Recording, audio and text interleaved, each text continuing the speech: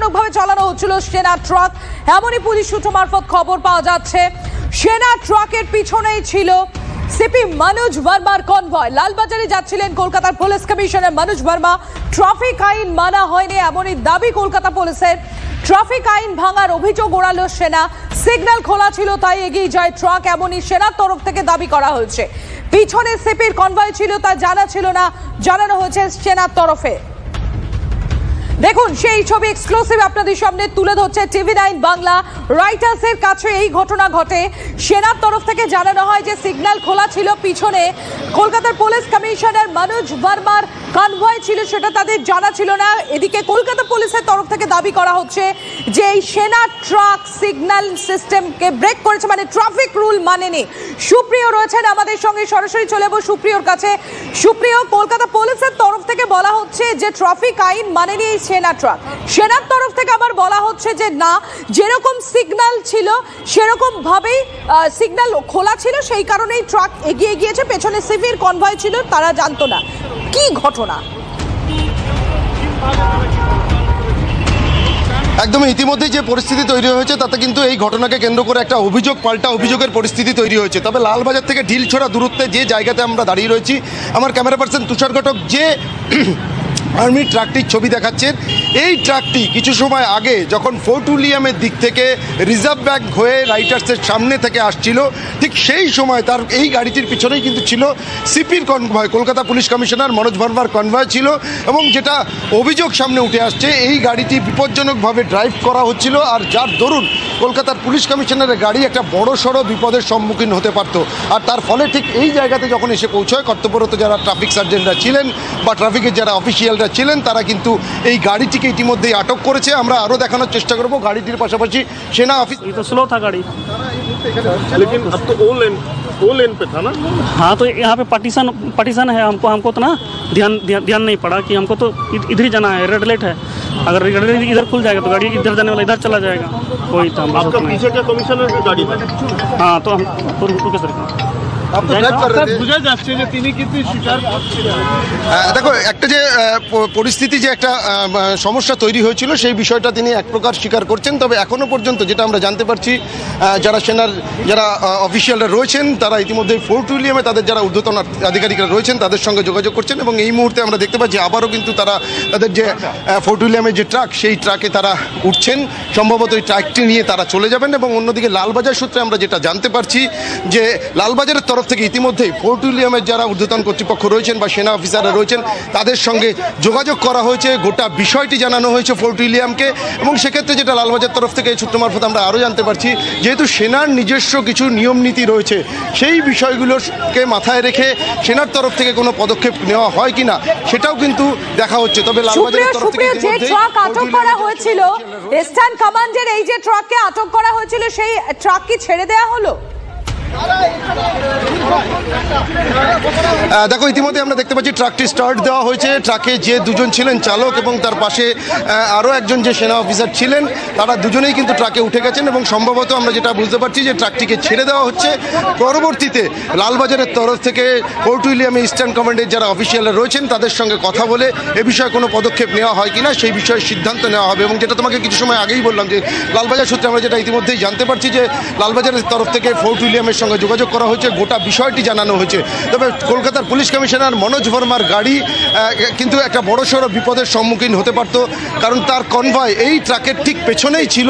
এবং যেভাবে এই গাড়িটির ডান দিকের বাঁ দিকের লেন ছেড়ে ডান দিকের লেনে চলে আসে, যার ফলে কিন্তু একটা বড়সড় বিপদের ঘটনা ঘটার প্রবল সম্ভাবনা তৈরি হয়েছিল। এবং তারপরেই রাস্তায় কর্তব্যরত যারা ট্রাফিক অফিসিয়াল বা ট্রাফিক সার্জেন্টরা ছিলেন, তারা এই যে ইস্টার্ন কমান্ড বা ফোর্ট উইলিয়ামের এই যে গাড়ি, সেনার দুজন অফিসারের মধ্যে রয়েছেন, তাদের সহ গাড়িটিকে আটক করেন। তবে এই মুহূর্তে আমরা দেখতে পাচ্ছি সম্ভবত গাড়িটিকে ছেড়ে দেওয়া হচ্ছে, কারণ সেনার যারা অফিসাররা ছিলেন এবং সেনার যে চালক ছিলেন, তারা গাড়িতে উঠে আবার তাদের স্টিয়ারিংয়ে বসে পড়েছেন।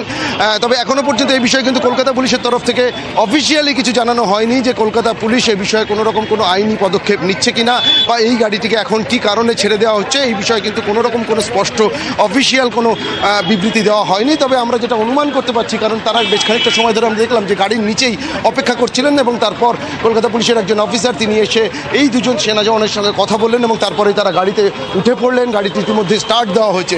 তবে যে ঘটনা ঘটেছে সেই ঘটনা সম্পর্কে আমরা আরও একবার চেষ্টা করব কথা বলার। আমি চলা যা रहा है जाने को बोला गया क्या आप लोगों को?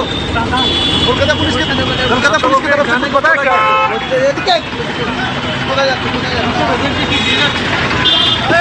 কোথায় যাচ্ছে? ও ড্রাইভার সাহেব মেরে পিছে এটা কি থানা নিয়ে যাচ্ছেন দাদা? হ্যাঁ হ্যাঁ হ্যাঁ থানায় নিয়ে যাচ্ছেন। হেয়ার স্ট্রিট থানা, হেয়ার স্ট্রিট থানাতে নিয়ে যাওয়া হচ্ছে প্রাথমিকভাবে। কিন্তু আমরা যেটা জানতে পারছি যে কারণ সামনেই হেয়ার স্ট্রিট থানার একটি গাড়ি আমরা দেখতে পাচ্ছি গেল, যে গাড়িতে একজন অফিসার রয়েছেন কলকাতা পুলিশের এবং তার পিছনেই কিন্তু সেনাবাহিনীর এই গাড়িটিও রওনা দিয়েছে। অর্থাৎ হেয়ার স্ট্রিট থানাতে নিয়ে যাওয়া হবে এবং তারপরেই প্রয়োজনে আইনি যে পদক্ষেপ সেই পদক্ষেপ নেওয়ার প্রস্তুতি নেওয়া হতে পারে এমনটাই কিন্তু জানতে পারছি। তবে সেক্ষেত্রে কিন্তু যেটা সবথেকে তাৎপর্যপূর্ণ যে লালবাজারের তরফ থেকে ইতিমধ্যেই ফোর্ট উইলিয়ামের যারা ইস্টার্ন কমান্ডের সিনিয়র অফিসিয়ালরা রয়েছেন তাদের গোটা বিষয়টি জানানো হয়েছে। এ ধরনের যে পরিস্থিতি তৈরি হয়েছিল যার ফলে কলকাতার পুলিশ কমিশনার মনোজ ভার্মার গাড়ি একটা বড়সড় বিপদের মুখোমুখি হতে পারত এবং তারপরে যে গাড়িটিকে আটক করা হয়েছে, কর্তব্যরত ট্রাফিক সার্জেন্ট বা অফিসিয়ালরা আটক করেছেন সেটাও জানানো হয়েছে। এবং ফোর্ট উইলিয়াম বা সেনার যে নিজস্ব বেশ কিছু নিয়ম নীতি রয়েছে, তাদের যে আইন রয়েছে সেই আইন অনুযায়ী তারা কোনো পদক্ষেপ নেয় কিনা সেদিকে একদিক দিয়ে যেমন কলকাতা পুলিশ দাঁড়িয়ে রয়েছে, তার পরবর্তীতেই কিন্তু সেনার তরফ থেকে যদি কোনো সিদ্ধান্ত নেওয়া হয় তারপর কলকাতা পুলিশ তাদের পদক্ষেপ নেবে এবং তার আগে এই মুহূর্তে গাড়িটিকে হেয়ার স্ট্রিট থানায় নিয়ে যাওয়া হচ্ছে, সেটাই কিন্তু আমরা দেখতে পারলাম। সঙ্গে থাকো সুপ্রিয়।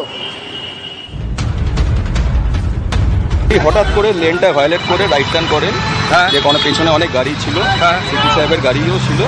সিপি সাহেবের গাড়িটিকে চেপে দেওয়া হয়, উনি বাজেভাবেই গাড়িটা চালিয়েছেন, রাইট টার্ন করেন। আচ্ছা, তারপর আপনাদের কথা শুনেছিল, নেমেছিল? হ্যাঁ হ্যাঁ অবশ্যই, উনি তো গাড়িটা দাঁড়ানো। সিপি পুলিশ কমিশনারের গাড়ি কি পেছনে ছিল? সিপি সাহেবের গাড়িও ছিল, অনেক গাড়িও পেছনে ছিল। হ্যাঁ, মানে এটা কি মানে সিপি সাহেবের গাড়িতে লেগে যেতে পারতো এরকম পরিস্থিতি তৈরি হয়েছিল কি? হ্যাঁ আরও তো গাড়ি ছিল, অনেক গাড়ি ছিল, লেগে যেতে পারতো। এই জন্য গাড়িটাকে আমরা সাইড করেছি। ওনাদের যারা ক্ষুদ্রতম কর্তৃপক্ষ তাদেরও জানিয়েছে। মানে খুব রাশ ড্রাইভিং ছিল? খুব র্যাশ ড্রাইভিং বলা যাবে না, কিন্তু ডেঞ্জারাসলি গাড়ি নিয়েছেন।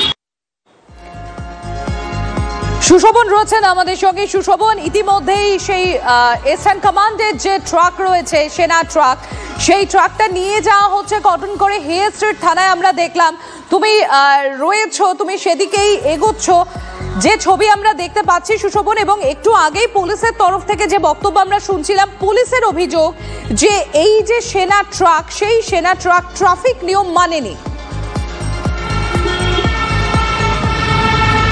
দেখো একেবারেই তাই। তার কারণ পুলিশের যে অভিযোগ সেটা যদি আরো স্পষ্টভাবে তোমাকে বলতে যাই, সেটা হলো রাইটার্সের দিক থেকে ধর্মতলা বা লালবাজার যাওয়ার জন্য কিন্তু দুটো লেন রয়েছে। একটি লেন লেফট সাইডে যেটা, সেটা সোজা লালবাজার বা একেবারে সেন্ট্রাল অ্যাভিনিউ ধরা যায়, আর রাইট সাইডে যেটা রয়েছে সেটা ধর্মতলা দিকে আসা যায়। স্বাভাবিকভাবেই যারা ধর্মতলার দিকে আসবেন তারা সেই লেন ধরবেন, আর সাইডের যে লেনটা সেটা লালবাজার বা সেন্ট্রাল অ্যাভিনিউ যারা যাবেন তারা ধরবেন। এক্ষেত্রে যেটা ঘটেছে যে রাইটার্সের দিক থেকে পুলিশ কমিশনারের গাড়ি এবং একেবারে সেনাবাহিনী ট্রাক তারা উভয় রয়েছে, এবং সেই জায়গা থেকে পুলিশ কমিশনারের গাড়ির সামনে রয়েছেন এই ট্রাক। হঠাৎ করে দেখা যায় যে এই ট্রাক সে রাইট টার্ন নেওয়ার চেষ্টা করছে। তার কারণ কি, যিনি এখানে ছিলেন সেনাবাহিনীর, তিনি যেটা বলছেন যে তার পাসপোর্ট অফিসে যাওয়ার দরকার ছিল বা কথা ছিল, সে রাইট টার্ন করে নেমে যাওয়ার কথা তার, এবং সেইখানেই হয়েছে সমস্যা। যেহেতু সেখান থেকে রাইট টার্ন নেই, নো রাইট টার্ন, এইখানেই কিন্তু পুলিশ কমিশনারের গাড়ি কিছুটা ধীর হয়ে যায় এবং কার্যত বলা যায় যেহেতু পুলিশ কমিশনারের গাড়ি যখন একেবারে তার গন্তব্যস্থল থাকে বা তিনি কোথাও যান, সেখানে কিন্তু একেবারে পুরো রাস্তা কিন্তু ট্রাফিক পুলিশ থাকে এবং প্রত্যেকটা রাস্তা কিন্তু একেবারে গ্রিন সিগন্যাল করা থাকে। স্বাভাবিকভাবে পুলিশ কমিশনারের গাড়ি তখনই গতি কম করতে হয়, এবং ইতিমধ্যেই কর্তব্যরত পুলিশ অফিসার যারা রয়েছেন তারা পুরো বিষয়টা জানার চেষ্টা করেছেন, ইতিমধ্যে দেখে নিয়েছেন, এবং ইতিমধ্যে থানায় নিয়ে যাওয়া যে কাজ, সেই কাজ শুরু হয়ে গেছে। তুমি দেখতে পাচ্ছ যে আমার দেখা যাচ্ছে যে ট্রাক, সেই ট্রাক